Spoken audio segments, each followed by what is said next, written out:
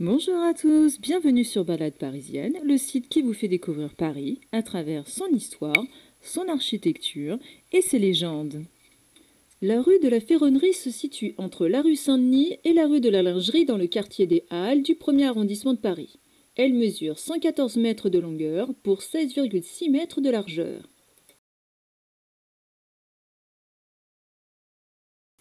D'abord appelée rue de la Charonnerie ou rue des Charrons, la rue de la Ferronnerie acquiert son nom grâce à Saint Louis qui permit aux ferrons, marchands de fer, d'y dresser leurs étalages. Des boutiques se construisent, puis des maisons, rendant la rue très étroite, à peine 4 mètres de large. C'est justement cette étroitesse et son encombrement qui permirent à François Ravaillac d'assassiner Henri IV. Mais nous reviendrons sur cette histoire un peu plus tard. En dépit de la mort du roi de France, les artisans de la rue poursuivent leur besogne. En 1642, nous pouvions y trouver 7 fondeurs, 3 marchands de fer, un plombier et 10 quincailliers.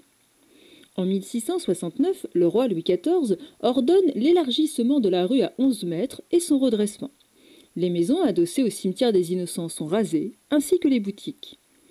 Le chapitre de Saint-Germain-l'Auxerrois s'adresse aux maçons Frémin-Quénéan et aux charpentiers Sanson et Poitevin pour la construction de 28 corps de logis, allant des numéros 2 au numéro 14 actuel. Le bâtiment, long de 125 mètres, est construit entre 1669 et 1678. Au rez-de-chaussée, côté rue, des boutiques s'échelonnent sous les arcades entresolées. Elles sont surmontées de 4 étages, dont le dernier pris sous comble. La composition très stricte de la façade est régulièrement rythmée par le jeu habituel de bandeaux, de tablettes et de refends. La distribution des 3 premiers étages présente 4 pièces ouvrant individuellement sur le palier et communiquant toutes entre elles. Cette disposition ingénieuse permet de modifier à loisir l'importance des sous-locations. Les locataires de cet ensemble furent recrutés parmi le monde commerçant des Halles. Merciers, lingères, quincailliers, doreurs, etc. Pour information, Jeanne Bécu travailla dans cette rue comme trottin, chez le marchand d'articles de mode Claude Labille, avant de devenir la comtesse du Barry. Marie-Louise O'Murphy travailla également dans cette rue comme trottin, chez un marchand concurrent, avant de devenir le modèle de François Boucher et la maîtresse de Louis XV. Revenons à Ravaillac et Henri IV. Le 14 mai 1610, vers 16 heures, le roi quitte le Louvre pour rejoindre l'Arsenal, visiter Sully-Souffran. Il est accompagné de 4 officiers, dont le duc d'Épernon et le duc de Montbazon. Voulant voir les préparatifs prévus pour l'entrée solennelle à Paris de Marie de Médicis, le roi fait lever les rideaux de cuir de sa voiture. Le cortège traverse aisément la rue Saint-Honoré et la rue de la Croix du Trahoir, mais parvenant à la rue de la Ferronnerie, il est bloqué par un chariot de vin et une charrette de foin, devant l'auberge au cœur couronné transpercé d'une flèche. Les valets de pied descendent du marchepied afin de disperser la foule ayant reconnu le carrosse royal. L'escorte royale décide de couper par le cimetière des Innocents pour attendre le cortège dans la rue Saint-Denis. Profitant de ce relâchement, Ravaillac monte sur une borne, puis sur une roue du carrosse et frappe Henri IV de 3 coups de couteau de cuisine. Le premier touche le roi près de l'aisselle. Henri IV hurle « Je suis blessé ». Le deuxième l'atteint au poumon droit, sectionnant veine cave et aorte. Le roi murmure « Ce n'est rien ». Le troisième déchire la manche du duc de Montbazon. Le régicide ne cherche pas à s'enfuir. Il est conduit à l'hôtel de Retz afin d'empêcher la foule de le lyncher. Au bout de 2 jours, Ravaillac est conduit à l'hôtel du duc d'Épernon avant d'être transféré vers la prison de la Conciergerie. L'homme est condamné à mort par le Parlement de Paris à l'issue d'un procès qui dura 10 jours. L'acte est reconnu avoir été commis par un fanatique catholique.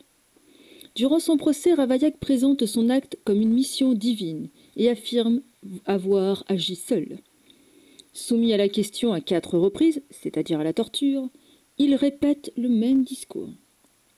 Le régicide est conduit le 27 mai 1610, place de Grève, l'actuelle place de l'Hôtel de Ville dans le 4e arrondissement, où il est écartelé après avoir été longuement supplicié. Ses membres sont brûlés, puis ses cendres jetées au vent. Hélas, l'histoire ne s'arrête pas là. Les biens de la famille Ravaillac sont saisis et leur maison d'Angoulême est rasée. Un arrêté interdit toute construction sur le terrain. Les frères et sœurs de François sont contraints de changer de nom sous peine de mort. Le nom de Ravaillac est transformé en Ravaillard ou Ravoyard. Ses parents sont contraints à l'exil. Ils vont s'établir dans la ville de Renaix, en Franche-Comté actuelle. À cette époque, la Franche-Comté appartenait au Saint-Empire romain germanique.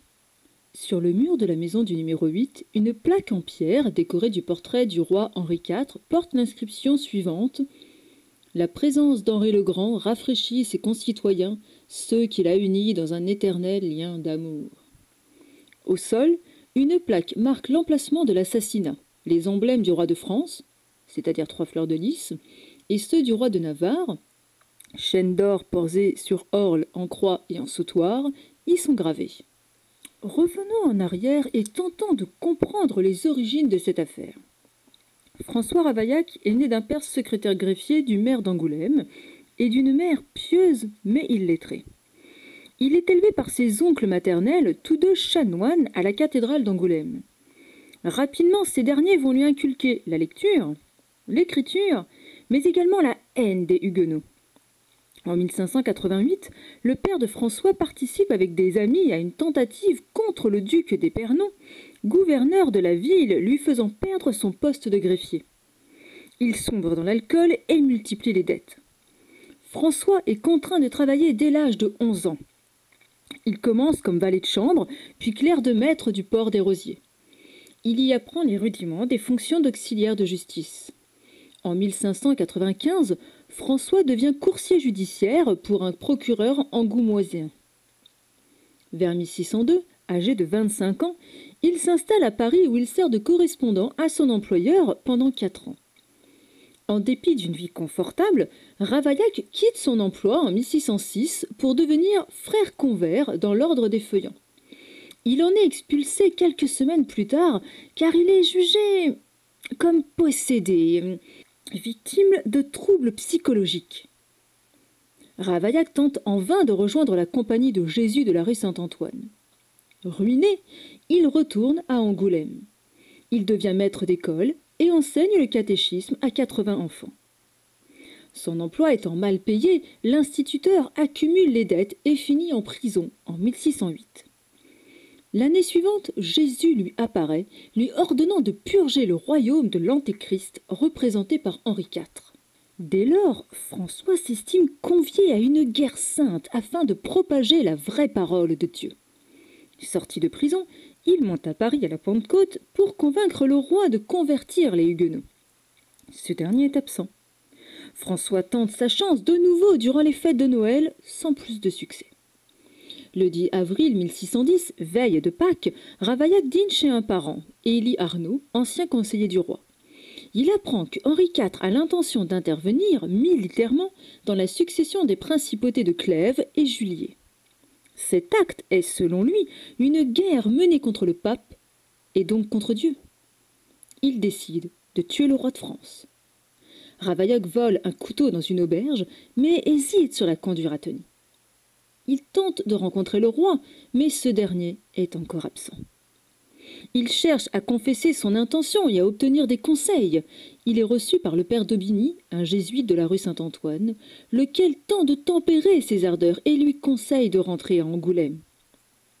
Faisant halte à Étampes, il aperçoit un Christ crucifié sur le bord de la route et y voit un message divin.